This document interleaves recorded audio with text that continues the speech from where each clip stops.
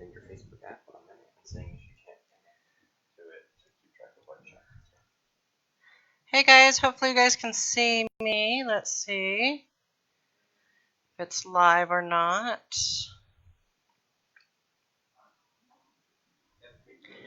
I'm on a live video right now. You can go look in my bathroom. It's not, I can't tell if it's sharing. Oh, so frustrating. Yes, okay, so you guys can hear me? Eric? Yes, okay, good. All right, let me stop sharing that screen, and I'm going to share my camera again. Hey, everybody! Sorry, my camera didn't want to share anything at first, and then it was showing crazy things. So, welcome to the Texas Badge class. Let's give everybody a few minutes to get in.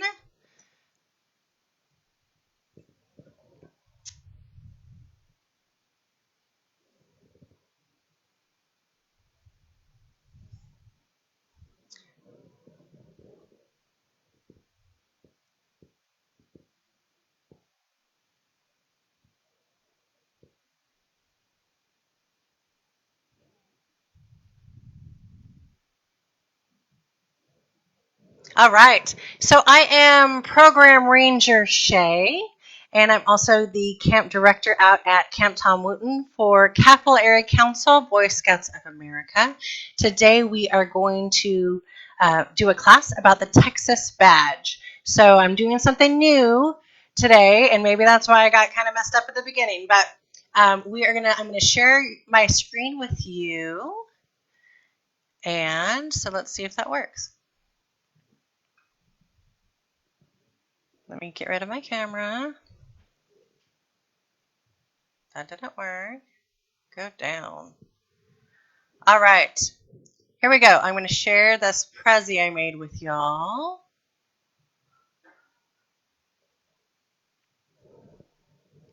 right. I'm going to look on my phone real quick and see.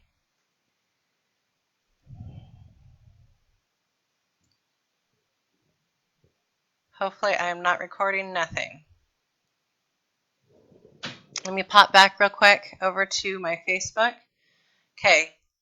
When I went over to the Prezi, were you guys able to see it? It had the blue bonnets and the circles.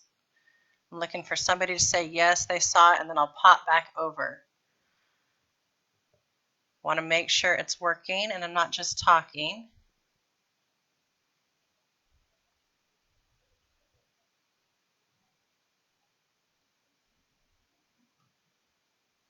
I'm here. I saw a yes from Amy.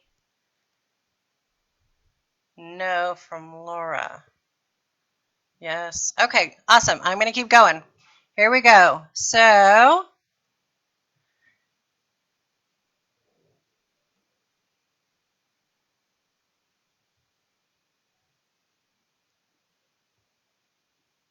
here we go. Okay, so right here, if you guys can see my cursor, this is the Texas Badge patch up here in the left-hand corner.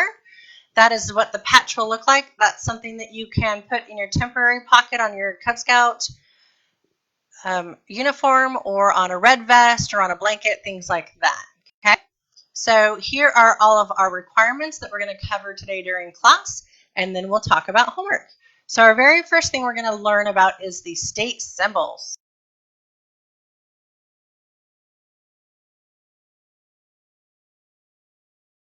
Mockingbird. I see these all the time around my house. They are kind of gray and black and white, and we see a lot of those around Central Texas. So again, the northern mockingbird is our state bird. Let's see.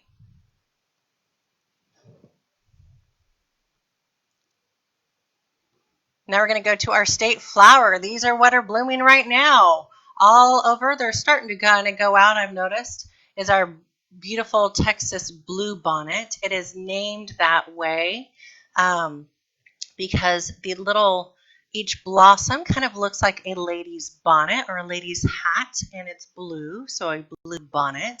And there is a recording in the comments of this event with the Native American legend of the Texas bluebonnet that I recorded for you all. So you can scroll down that. That's something extra and fun to do for homework or whatever. All right, and our Texas motto is friendship. Can you guys see that? So friendship is our Texas state motto. Where else do we hear that? Friend. So a scout is friendly. So scouts and Texans, we are extra, extra friendly because that's our Texas motto and one of the points of our scout law.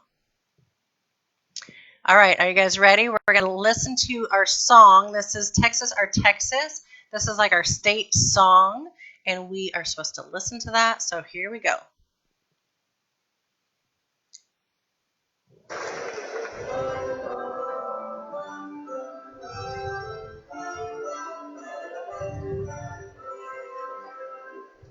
Texas, oh Texas, oh in the mighty state.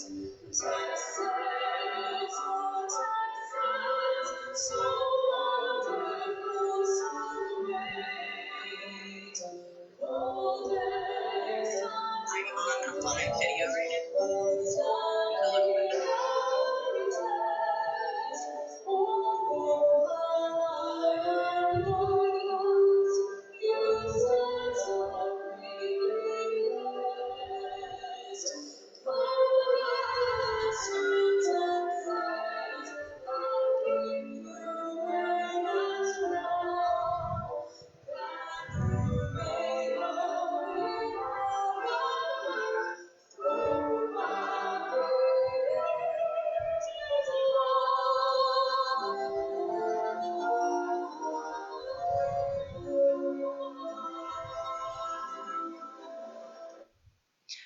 I love that video. I like how there's the picture of the Alamo at the very beginning, and it shows lots of pictures from all over our great state. We have a very diverse state.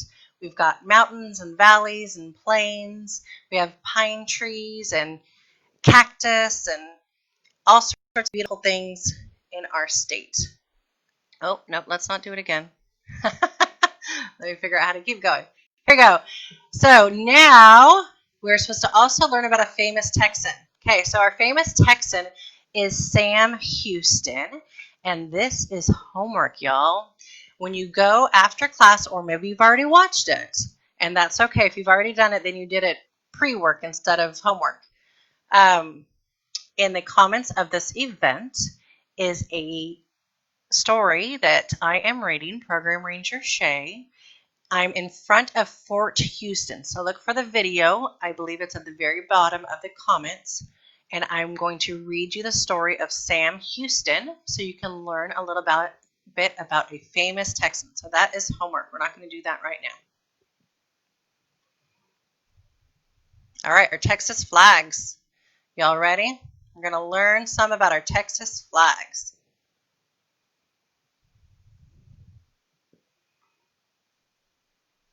Howdy, y'all. Let's learn more about the symbols of the great state of Texas. All states have a state flag, and the Texas flag has a nickname. It's called the Lone Star flag, and it features the famous Lone Star. The red, white, and blue of the Texas state flag represent bravery, purity, and loyalty. It was adopted as our national flag of the Republic of Texas on January 25, 1839. The state flag is a rectangle with one blue vertical stripe and two horizontal stripes. The stripe on the top is white and the lower stripe is red. A regular five-pointed star is located in the center of the blue stripe. The red and blue of the state flag are the same colors used in the United States flag. 6 different national flags have flown over Texas representing the countries which have ruled it. These countries were Spain, France, Mexico, the Republic of Texas, the Confederate States of America, and the United States of America. Many people are familiar with the term Six Flags Over Texas because of the theme park with that name. But did you know that the Six Flags represent 6 nations that ruled over the Texas land? Here are how those 6 flags came to be. The first flag flown belonged to Spain, which ruled most of Texas from 1519 to 1685 and from 1690 to 1821. The first explorations into Texas were by the Spanish. The second flag was the royal banner of France. In 1684, French nobleman René Robert La Salle founded a colony on the Texas Gulf Coast called Fort St. Louis. He was hoping to start a settlement in the French Louisiana Territory, but didn't realize he was way off course. The third flag belonged to Mexico. In 1821, Mexico gained independence from Spain, and the land of Texas became part of Mexico. Santa Anna was the president of Mexico in 1832 and defeated the Texans at Goliad and at the Alamo. On March 2, 1836, a group of Texans voted to declare their independence. General Sam Houston and his army defeated Santa Anna and his troops and won their independence at the Battle of San Jacinto.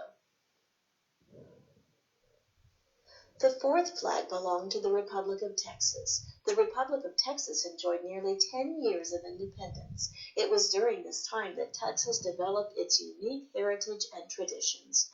Texas joined the United States on December 29, 1845.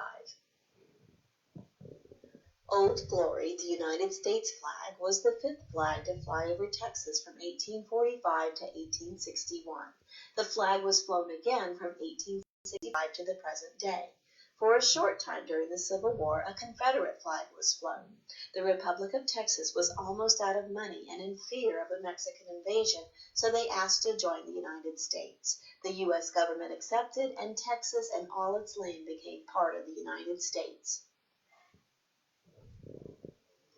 In 1861, Texas joined the rest of the southern states and broke away from the Union and formed the Confederate States of America. During this time, Texas flew this Confederate States of America flag. After the Civil War, Texas again flew the United States flag.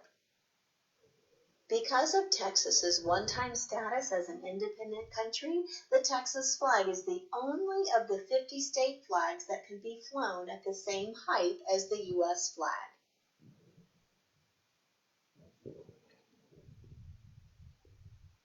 All right, I hope you guys learned some stuff. I thought she was kind of a cute little way to teach you all about the Six Flags of Texas.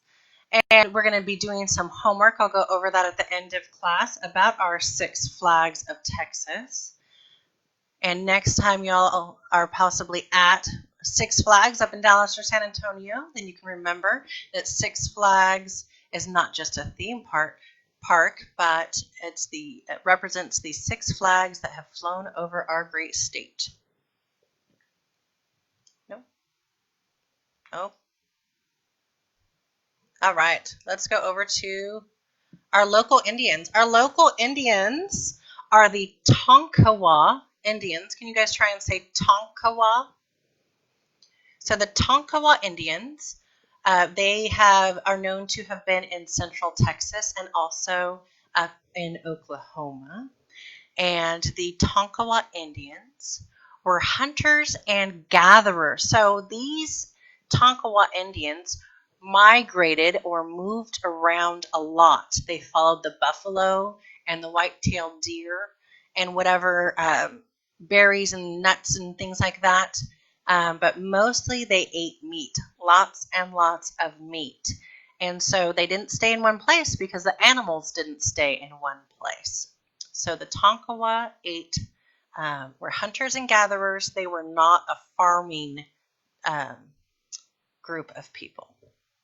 Okay, now going along with that, they had actually 2 different types of shelters. At the very beginning, they had teepees. A teepee they would use because it's easy to take down, right? So you would take the poles and your canvas, which is really, I guess, not canvas, which would probably be skins of buffalo or other large animals. And it would be able to carry from one area to another as you're following those buffalo and white-tailed deer around trying to get your meat, right? Well, eventually, the Cherokee Indians were not their friends. The Cherokee Indians did not like them and kept pushing them out and had them move around a whole lot more, and they kind of had to run a lot.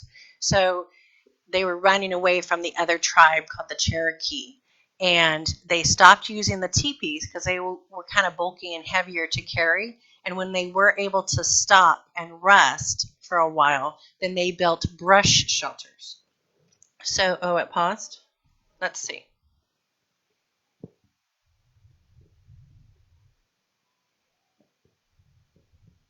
Is it still going or is it stopped? Me too. Let's see what's going on. Lost sound. Okay, can you guys see that?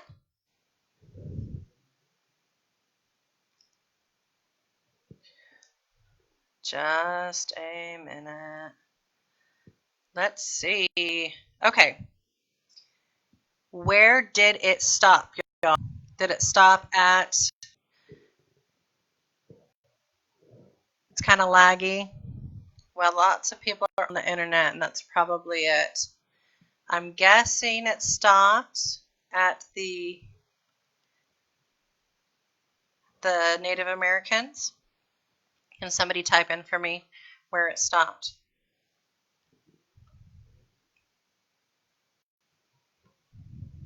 At the Native Americans. All right, so the Tonkawa. It's just a little laggy. All right, so I'm going to repeat real quick just in case y'all missed it. So at first they had teepees, and then they moved over to the brush shelters so that they could move quicker to get away from the Cherokee that were fighting them. Okay, oh, it stopped at the teepee. All right, so then they had the Cherokee Indians were not their friends and would go after them a lot and war with them. And since they were running from the Cherokee, because the Cherokee were in greater number, they would switch over to brush shelters because the teepees got a little too bulky and hard to bring. So they switched over to brush shelters. Oh no, not again. Lost again. Oh boy. All right, I'm going to move. Oh, I'm not sure what's going on, y'all. All right, can you guys see? Paused at the teepee and started again. Thanks, Eric. All right, I'm going to give y'all a minute. Oh, I see it did pause. Come on, live event.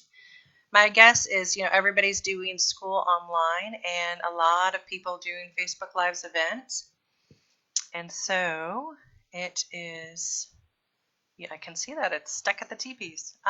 Okay, let's try. Here we go. Brush shelters, is it going to go? We did that.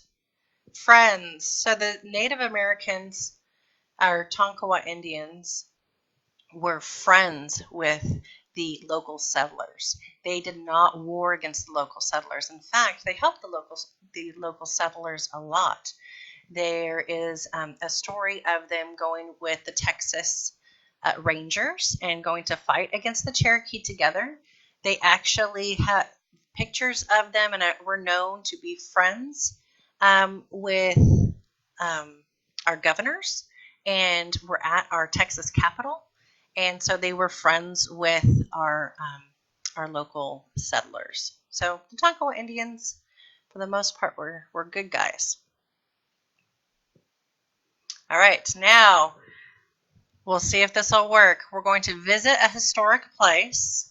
That historic place, we're going to watch a video to tour the Alamo. Since we all can't go get in our cars and drive over to the Alamo or to a historic place, since we're sheltered in place, we are going to tour a historic place of Texas here. Here we go. Let's take a quick field trip to the Alamo. To set the scene, we must go back to 1836 in San Antonio, Texas. Spain built the Alamo, originally known as the Mission San Antonio de Valera, as a means to spread Catholicism in the New World. They also provided school for Native Americans at the Mission San Antonio de Valera.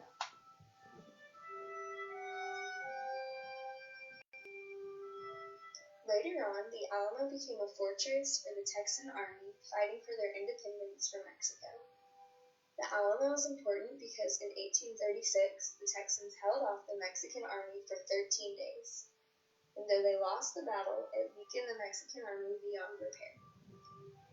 This allowed the Texans valuable time to write their Declaration of Independence and gather troops to finally defeat Santa Anna's army. These meetings were happening only 20 miles away from where we are right now, at a place called Washington on the Brazos. Let's step into the present-day Alamo. It was built in a Spanish style, but only a small portion remains in downtown San Antonio today.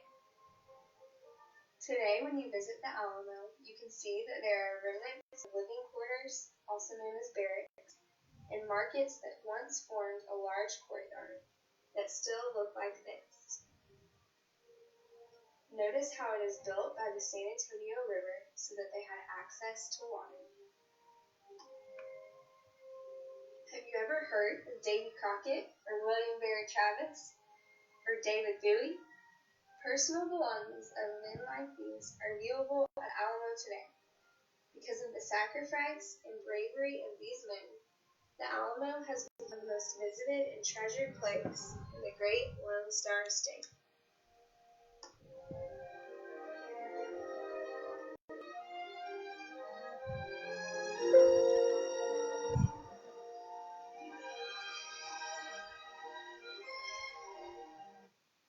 All right, sorry y'all. I don't know why it is so laggy. I don't know if it's because I'm doing a Prezi and it's skipping parts. What I will do is go ahead and, since 99.9% of this class today is this Prezi that I made for y'all, I will post the link to the Prezi, and embedded that in that Prezi are the YouTube videos for the flags, the Texas Our Texas song, and the Alamo. I'm gonna keep going and hope it works.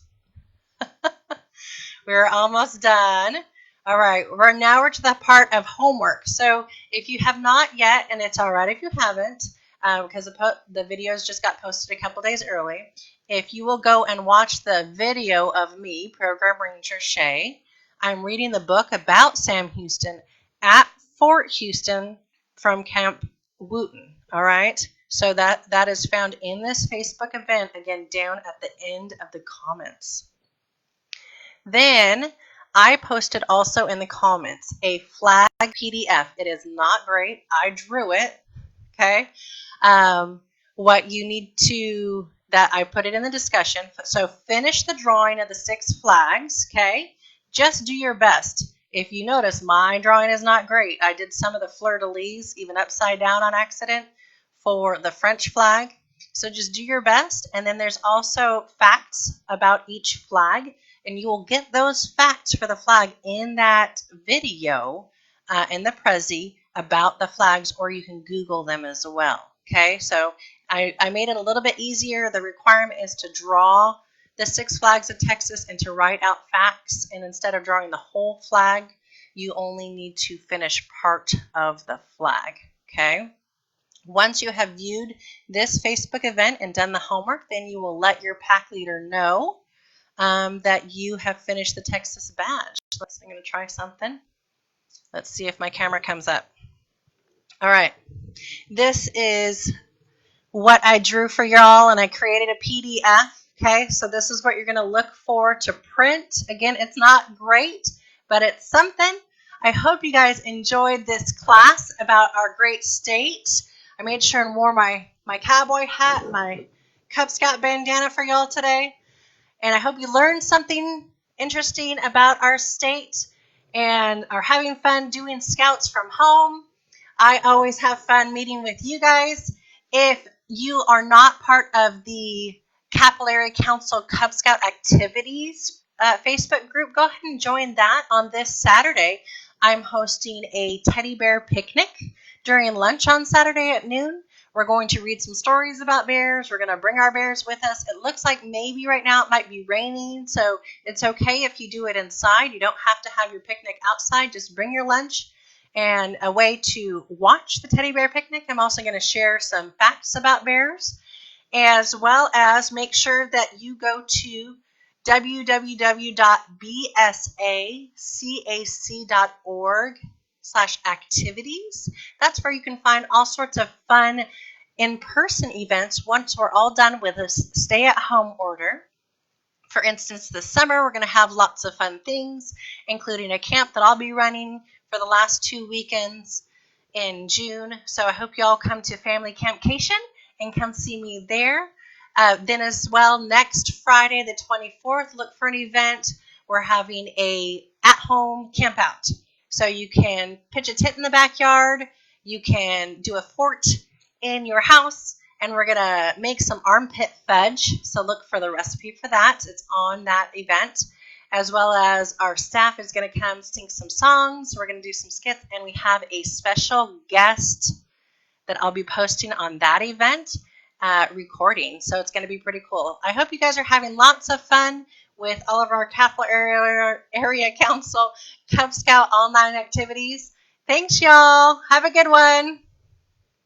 Bye. It's going to take me a minute to get off of this. Have a good one, y'all. Bye. Okay.